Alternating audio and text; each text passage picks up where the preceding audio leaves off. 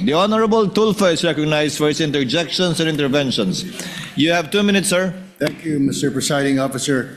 Miss Witness, Miss Constantino, dyan ba talagang account ng mga OVP sa bangko ninyo, sa show? Or si VP lang ang nag-open ng account dyan sa bangko ninyo? Yung Office of the Vice President po. OVP. Opo. So, hindi lahat dyan may account ang OVP? Wala na po akong alam. Okay. Kaya nga po, tanong ko natin, si dating VP Robredo po ba nagbukas din ng account dyan? Actually po, na-transfer lang po sa amin ang MDS account po ng Office of the Vice President noong pong September 2022 nung lumipat po sila ng kanilang office address sa Pioneer, Mandaluyong.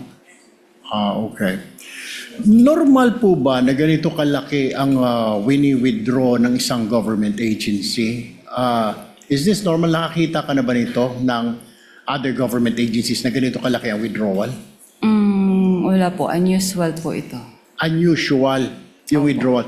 So therefore, kung unusual, Madam Witness, hindi mo kayo nagtanong man lang, para saan po ba kayo ito? Kasi alam ko sa bangko po, nagtatanong. Ako po, nagbabangko ko sa pribado. Natatanong po yung staff ko, para saan ba gagamitin ni Sir ito, ni Sir?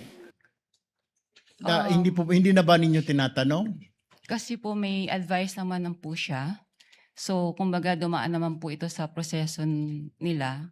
Kaya, I don't think po na Pero magtanong pa kami. what is the SOP? Ano pong standard operating procedure pag may mga malalaking withdrawal? Or exempted pag mga government agency, lalo po't mga matataas na ahensya ng pamahalaan? Wala na pong exemption. Kaya lang po itong sa particular na transaction po ng OVP, bali meron naman po kasi silang forward advice po sa branch. Okay. Alam niyo po ba na ito ay for intelligence fund, yung wini-withdraw? Hindi po. Hindi niyo po alam na Intel fund ito. Opo. Pero nagduda po kayo sa ganitong kalaking halaga. Is that correct? Sa personal opinion namin sa bangko, parang syempre po, saan kaya gagamitin po yung yung cash na to? So, pero hindi naman po namin tinanong na. Kasi may advice naman po siya. Okay, panghuli na lamang po, Madam Witness. May other agencies pa ba na may account sa inyo?